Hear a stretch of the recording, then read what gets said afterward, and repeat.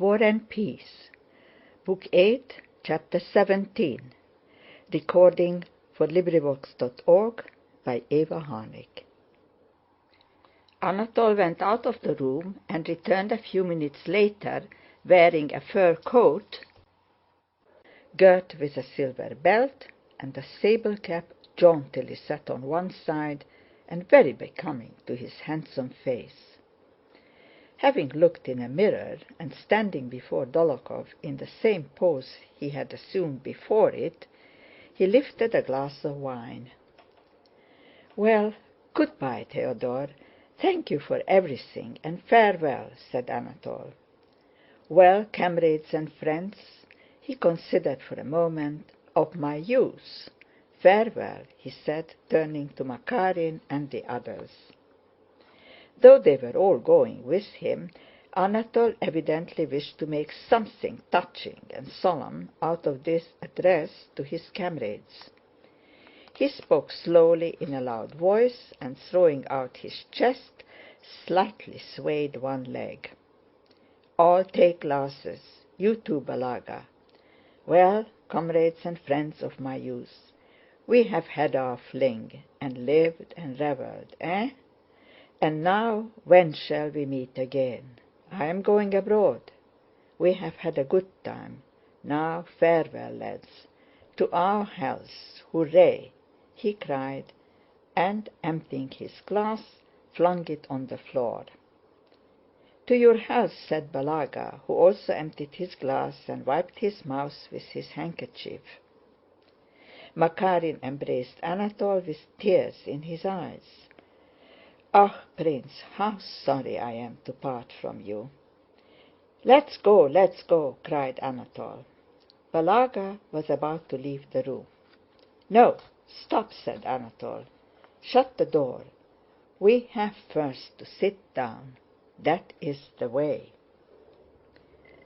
They shut the door and all sat down. "Now, quick march, lads," said Anatole, rising. Joseph, his valet, handed him his sabretache and saber, and they all went out into the vestibule.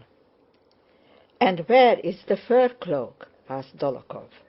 "Hey, Ignatka, go to Matrina Matrévna and ask her for the sable cloak." "I have heard what elopements are like," continued Dólokhov with a wink. "Why, she will rush out more dead than alive, just in the things she is wearing. If you delay at all, there will be tears, and Papa and Mamma, and she's frozen in a minute and must go back. But you wrap the fur cloak round her first thing and carry her to the sleigh." The valet brought a woman's fox-lined cloak.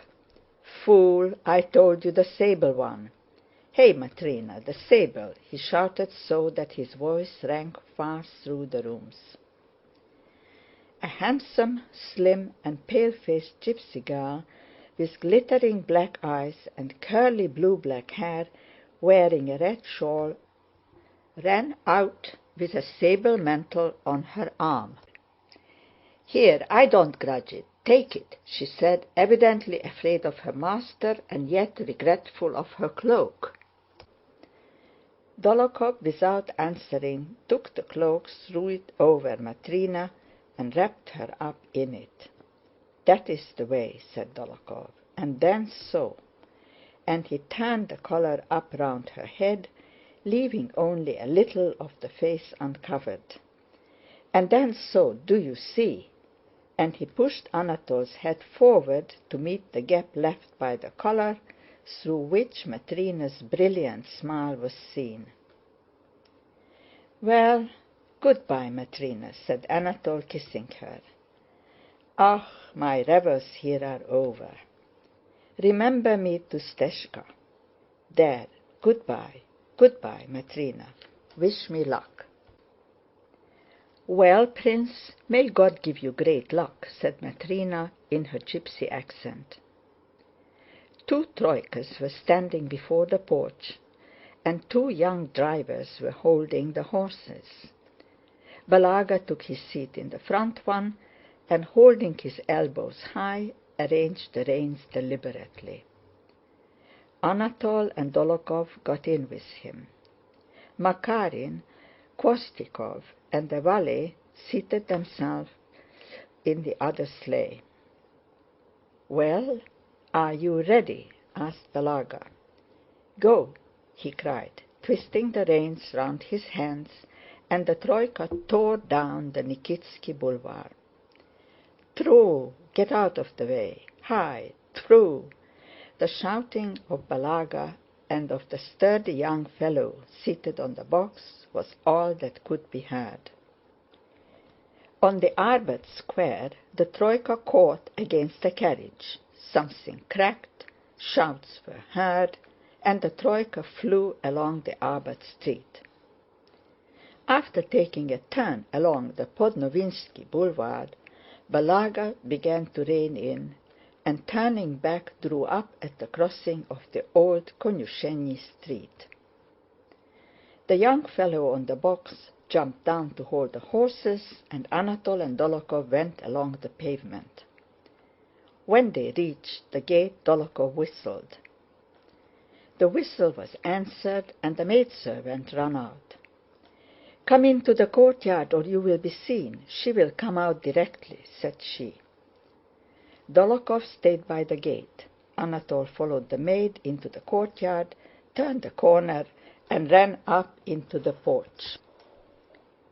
He was met by Gabriel, Maria Dmitrievna's gigantic footman. "Come to the mistress, please," said the footman in his deep bass, intercepting any retreat.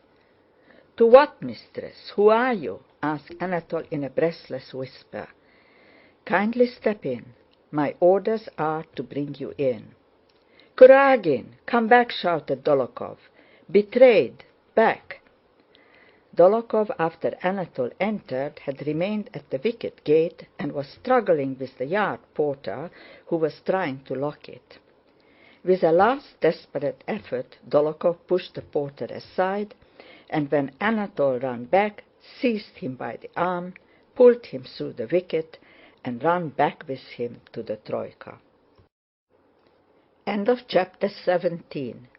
Recording by Eva Harnick, Ponte Vedra, Florida.